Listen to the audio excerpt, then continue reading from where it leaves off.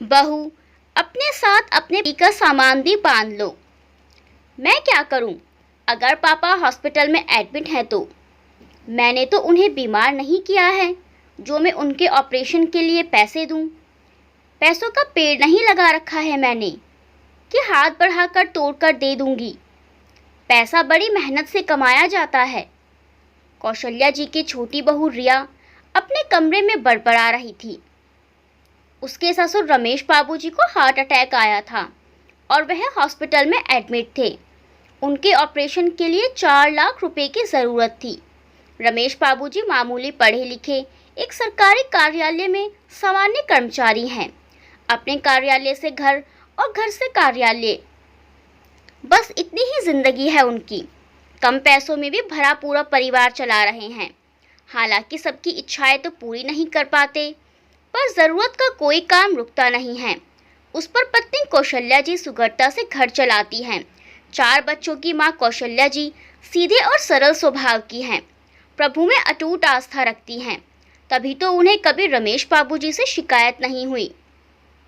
उनका यही मानना था कि जो प्रभु की कृपा से मिल रहा है वो ही बहुत है।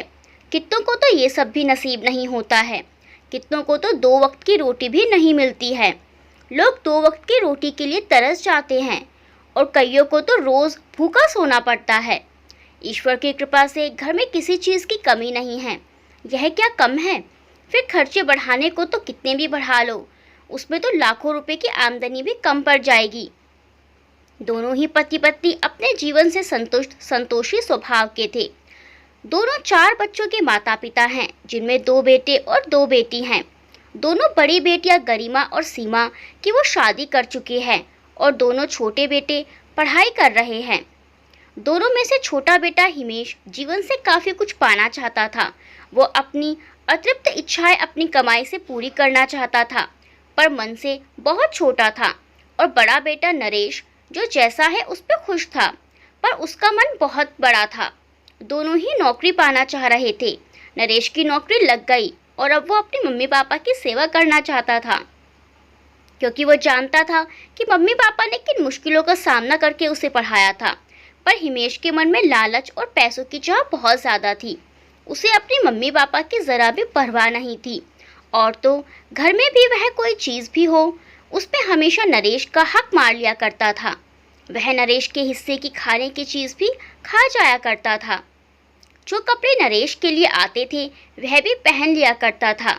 नरेश कभी भी हिमेश के कपड़े नहीं पहनता था। वह हिमेश को कभी कुछ नहीं कहता था, क्योंकि छोटा होने की वजह से उसे बहुत प्यार करता था। नरेश की अच्छी जगह नौकरी लगते ही शादी के लिए रिश्ते आने लगे थे, पर वो अभी शादी नहीं करना चाहता था। वो अपनी मम्मी को समझाता था, अभी तो नौकरी लगी है, अभी 2-4 साल रुक जाइए, शादी होते ही मुझ पर एक और जिम्मेदारी आ जाएगी। पर कौशल्या जी नहीं मानती हैं। उन्हें बहू लाने का बड़ा चाव था। रुचि नरेश की पत्नी बनकर घर आ जाती है। रुचि नरेश की ही तरह समझदार और बड़े दिल वाली होती है। एक दिन वो रमेश बाबू और कौशल्या जी को बात करते हुए सुन लेती है कि वो भी एक बार हवाई जहाज में बैठना चाहती हैं। नीचे से ऊपर जब हवाई जहाज को उड़ता हुआ देखती है तो उसका मन मचल जाता है। तो रमेश बाबूजी कहते हैं, हवाई जहाज में इतना किराया लगता है जितना तुम 10 दिन घर खर्च चला सकती हो। ये सब अमीरों के चोचले हैं, तुम रहने ही दो। बस रोज छत पर बैठे हुए उसे दूर से ही निहारती रहो। कौशल्या जी हंस पड़ती हैं, अरे मैं तो मजाक कर रही थी। मैं उसमें बैठी तो वो मुझे जाने कहाँ पर उड़ा कर ले जाएगा। फिर दोनों हंसने लगती हैं। रुचि समझ जाती है कि सासू माँ की सही में इच्छा है, पर हर माँ के मन में सपने पलते हैं। पर बच्चों की परवरिश और जिम्मेदारी के चलते वो अपनी इच्छाओं को मजाक का नाम दे देती हैं और अपनी कही हुई बातों को ही हवा में उड़ा देती हैं। कुछ महीनों बाद हिमेश की भी बहुत अच्छी कंपनी में नौकरी लग जाती है। अब उसकी भी सैलरी आनी शुरू हो जाती है। एक शाम को रमेश बाबू और कौशल्या जी दोनों मंदिर गए हुए होते हैं। रुचि दोनों भाइयों के लिए चाय बनाती है और फिर उन्हें उनके सपने के बारे में बताती है। ये सुनकर नरेश हिमेश से बोलता है, भाई अब तो हम दोनों ही कमा रहे हैं, तो एक बार मम्मी पापा को हवाई यात्रा करवा देते हैं। ये सुनकर हिमेश छेंप जाता है। भैया, अभी तो नौकरी लगे हुए 1 महीना भी शुरू नहीं हुआ और अभी से आप खर्चे की बात कर रहे हो। मम्मी पापा कहाँ जा रहे हैं? अभी नहीं तो बाद में उन्हें हवाई यात्रा करवा देंगे। हिमेश टाल मटोल कर देता है। कुछ महीनों तक वो और भी अच्छा कमाने लगता है। उसकी और भी अच्छी कंपनी में नौकरी लग जाती है। उसकी सैलरी नरेश से चौगुनी हो जाती है। अब उसके लिए अमीर खानदान से रिश्ते आने लगते हैं। हिमेश तो पहले ही लालची था और वो अमीर लड़की से ही शादी करना चाहता था। रिया से उसकी शादी तय हो जाती है। रिया अपने माता पिता की इकलौती संतान है, तो उसे बहुत सा धन मिलता है। कौशल्या जी और रमेश बाबू भी चाहते थे कि हिमेश खुश रहे। कुछ समय बाद हिमेश और रिया की शादी हो जाती है। रिया बहू बनकर अपने ससुराल आ जाती है। हिमेश को अपने ससुर जी की बहुत पैसा मिल जाता है और वो अमीर हो जाते हैं। लेकिन अमीर होकर भी वो दिल से बड़ा गरीब होता है। उससे दूसरों का पैसा खर्च नहीं होता। शादी के बाद वो अपनी ही ज़िंदगी जीने लगता है। अपने सपनों और इच्छाओं को पूरा करता है। मम्मी पापा के पास बैठने तक का समय नहीं निकालता है। पार्टी, घूमने फिरने में ही व्यस्त रहता है। उधर नरेश अपनी छोटी सी नौकरी और मम्मी पापा के साथ खुश रहता है। वो सुबह शाम रमेश जी और कौशल्या जी के साथ बैठकर उनके मन की सुनता था और जितना हो सकता था वो सेवा भी करता था। एक दिन कौशल्या जी ने दोनों बेटों और बहुओं को बुलाकर कहा कि कल तुम दोनों की बड़ी बहनें घर पर कुछ दिनों के लिए रहने आ रही हैं। तो रमेश और रिया, तुम घर पर ही रहना, थोड़े दिन किसी पार्टी में मत जाना। बहनों को भी समय देना ज़रूरी है, इसी से प्यार भी बढ़ता है। अगले दिन गरिमा और सीमा दोनों बहनें अपने बच्चों के साथ छुट्टियां बिताने घर आ जाती हैं। रात को ही रिया हिमेश से बोलती है कि मेरी सहेली की शादी है और मुझे वहां जाना है, तुम भी साथ चलोगे। बहुत अच्छी होटल है, शानदार शादी होगी। लेकिन दीदी आई हुई हैं, हम दोनों कैसे जाएंगे? मुझे जाना है, दीदी आई हुई हैं तो क्या हुआ, घर पर और भी तो लोग हैं, हम उन्हें अकेला छोड़कर तो नहीं जा रहे हैं ना। रिया ने जिद की और दोनों चल दिए। पीछे से रुचि ने दोनों नंदों का ध्यान रखा और उनकी खातिरदारी में कोई भी कमी ना छोड़ी। दोनों दिन बाद दोनों घर लौटकर आए। उसके अगले दिन बच्चों ने शाम को घूमने की जिद की तो हिमेश ने तो टाल दिया, पर रमेश अपनी बहनों और बच्चों को घुमाने ले गया। उसने बच्चों को आइसक्रीम और खाना खिलाया। बच्चे अपने मामा से बहुत खुश हो गए। नरेश और रुचि ही बच्चों और बहनों का ध्यान रख रहे थे, उन्हें समय दे रहे थे। हिमेश और रिया को तो कोई मतलब ही नहीं था, उन्हें किसी भी तरह बस पैसा खर्च नहीं करना था। ये तुम्हारी दीदी और बच्चे कब वापस जाएंगे? जब से आए हैं मेरा तो सर में दर्द हो रहा है और खर्चा भी कितना हो रहा है। महीने भर का राशन का सामान 4 दिन में ही खत्म हो गया है। कमरे से आते वक्त कौशल्या जी और उनकी बेटियां सब सुन लेती हैं तो उन्हें बहुत दुख होता है। तभी गरिमा बोलती है, रिया भाभी, आप चाहे पैसे वाली हों पर दिल की बहुत गरीब हो। हमारे आने से आपकी रसोई के डिब्बे खाली हो गए होंगे, पर यह बात मुझे भी मालूम है कि आप घर पर कितना खर्च देते हो। आपसे और हिमेश से तो एक पैसा भी खर्च नहीं होता। आप चाहे अपने आप को अमीर समझो, पर मेरी नज़र में आपसे ज़्यादा गरीब कोई नहीं है। जिसके दिल में अपनों के प्रति प्यार और सम्मान की भावना ही ना हो, वो सबसे ज़्यादा गरीब होता है। आप इतने गरीब हो कि घर में बहन बेटी के आने पर रसोई के डिब्बे कितने खाली हुए हैं ये देख रही हो, पर उनके आने से घर में कितनी रौनक आ गई है और घर कितना भर गया है ये नहीं देख रही हो।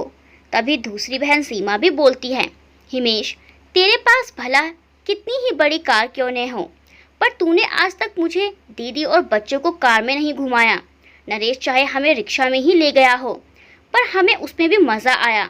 दोनों ही दिल से अमीर हैं। भले ही तुम दोनों होटल में जाकर अपनी अमीरी का दिखावा करते हो, पर हमें घुमाने के लिए भी नरेश और रुचि ही गए थे। उन्होंने हमारा कितना मान रखा है, हमें खुशियाँ देने की कोशिश की हैं।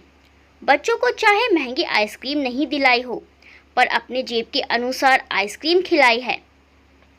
महंगे होटल में लंच या डिनर नहीं करवाया, पर हम ढाबे का खाना खाकर भी खुश हैं, क्योंकि इन्होंने हमारा सम्मान किया है, हमें पूरा समय दिया है। ये कहकर दोनों बहनें कमरे से निकल गई। तभी थोड़ी देर बाद कौशल्या जी के चिल्लाने की आवाज़ आती है।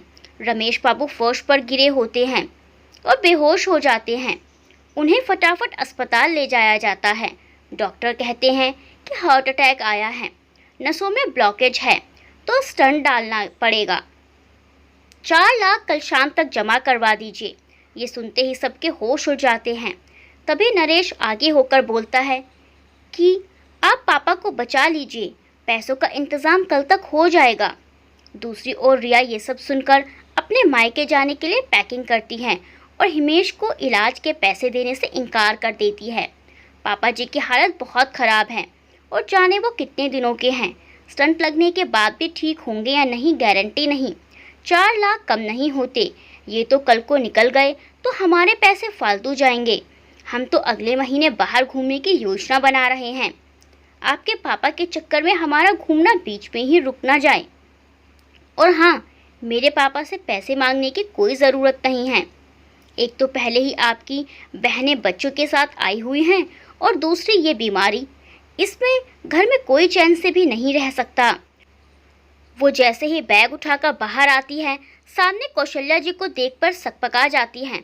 कौशल्या जी रिया को बोलती हैं, बहू अपने साथ ही अपने पति का सामान बांध लो और उसे भी अपने मायके ले जाओ। मुझे ऐसे बेटे की ज़रूरत नहीं जो अमीर होते हुए भी अपने पापा के लिए पैसे खर्च नहीं कर सकता है। जिसने जन्म दिया, पढ़ाया लिखाया, जीवन भर अपना तन मन धन अपने बच्चों पर खर्च कर दिया, आज उसी संतान को अपने पिता से ज़्यादा ज़रूरी बाहर घूमना लग रहा है। मुझे ऐसे नालायक बेटे की ज़रूरत भी नहीं है जिसे अपने मम्मी पापा बहनें अखरती हैं, जिनके लिए इनके पास ना पैसे हैं, ना प्यार है, ना ही कोई भावना है। ये चाहे अपने आप को अमीर कहता हो, पर मेरी नज़र में इससे ज़्यादा गरीब कोई नहीं है। तुम दोनों मन से बहुत गरीब हो। जो दिल से अमीर होता है वही अमीर होता है, और जो इस दिल से गरीब होता है वही गरीब होता है। अमीरी और गरीबी का धन से कोई वास्ता नहीं है।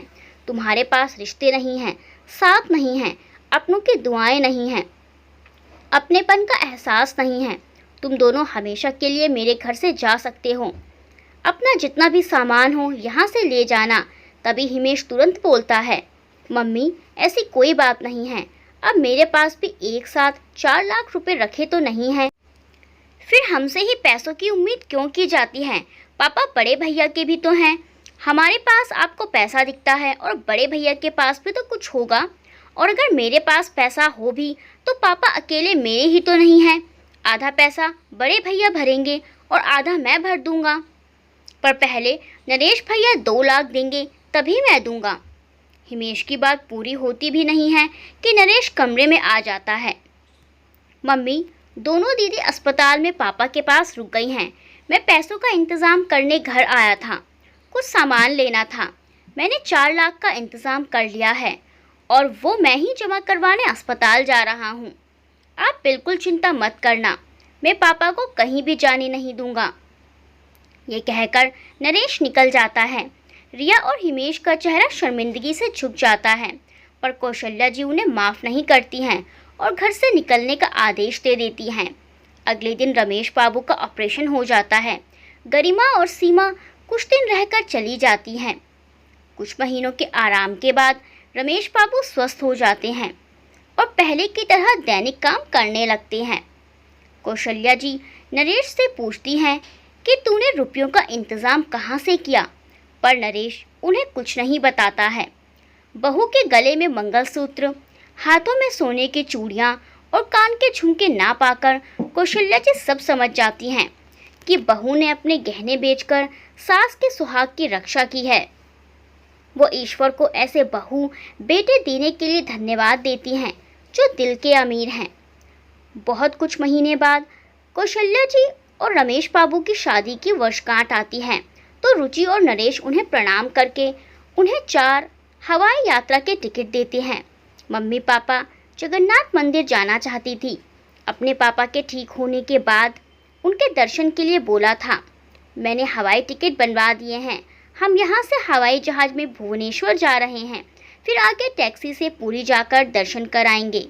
हवाई जहाज़ के टिकट बहुत महंगे होंगे। तू पहले ही इतना कर चुका है हमारे लिए, और कितना करेगा? इतना पैसा तो तेरे पास नहीं है, कौशल्या जी ने कहा।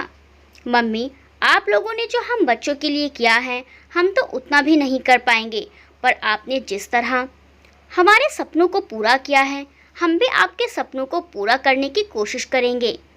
हम क्या आपको इतनी खुशी भी नहीं दे सकते? कौशल्या जी अपने बेटे बहू को बहुत सारा आशीर्वाद देती हैं।